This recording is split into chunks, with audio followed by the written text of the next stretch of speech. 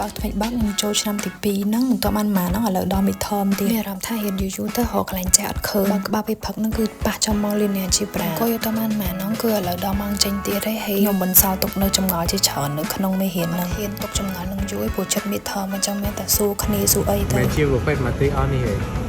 វា logic ជាមួយនឹងអាលំហាត់ប្រពួននេះ2 3 3លេង2អាហ្នឹងខ្ញុំហ្នឹងក្នុងម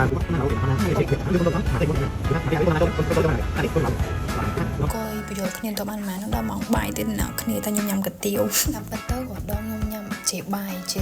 មួយនឹងស្លោអីអញ្ចឹងណាប៉ុន្តែលើកនេះគឺខ្ញុំឃ្លានអញ្ចឹងខ្ញុំមានអារម្មណ៍ថាចង់ញ៉ាំកាទៀវក៏ញ៉ាំទៅ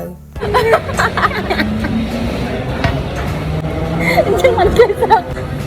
ចឹងមិន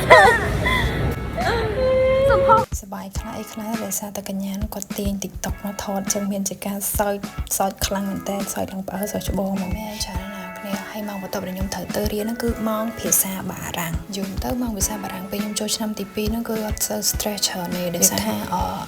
អត់សូវមានកិច្ចកាតេអត់សូវមានអីចឹងក៏វាថាខ្ញុំអាចយកអាពេលហ្នឹងយកទៅធ្វើកិច្ចការផ្សេងឬក៏អាស្រ័យមិននៅមុខវិជ្ជាផ្សេងចឹងគឺអត់មាន stress អីទៅសុបាយហ្មងពេលរៀនគឺមានយើង discuss គ្នាយើងនិយាយគ្នាឡើងមាន activity អីផ្សេងចឹងទៅចូលរៀនតបានម៉ាហ្នឹងចាប់ទៀតឯណាគ្នានិយាយទៅចាប់ម៉ោង5មួយទៀតឯងមិនដែរអីគេហៅគេអីនិយាយparler en français ខៃវា parler ខៃខ្ញុំគិតចឹងណារបៀបខបទៅបែអានមែនតើដើម្បីអានតែអង់គ្លេសគាត់ original សំពុកយំទៅថ្ងៃសុក្រហ្នឹងគឺខ្ញុំមានម៉ោងទាំងអស់សរុប3មុខចឹងម៉ោងចុងក្រោយគឺខ្ញុំរៀនម៉ោងគណិតគណនាដែលយើងហៅថា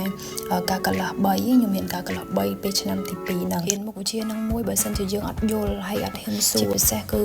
អាហ្នឹងគឺវាប៉ះពាល់ខ្លាំងមែនតើសម្រាប់ខ្ញុំដែលខ្ញុំគិតទៅអញ្ចឹងខ្ញុំពេលច្រើនខ្ញុំសួរមិត្តភក្តិសួរអីខ្ញុំទៅដើម្បីចេះហើយហ៊ានអត់ទាន់បានប្រហែលផងហ្នឹងឥឡូវដល់ម៉ោងចេញទៅផ្ទះទៀតឯណាគ្នានិយាយទៅមួយថ្ងៃនោះគឺលឿនខ្លាំងមែនតើហ្មង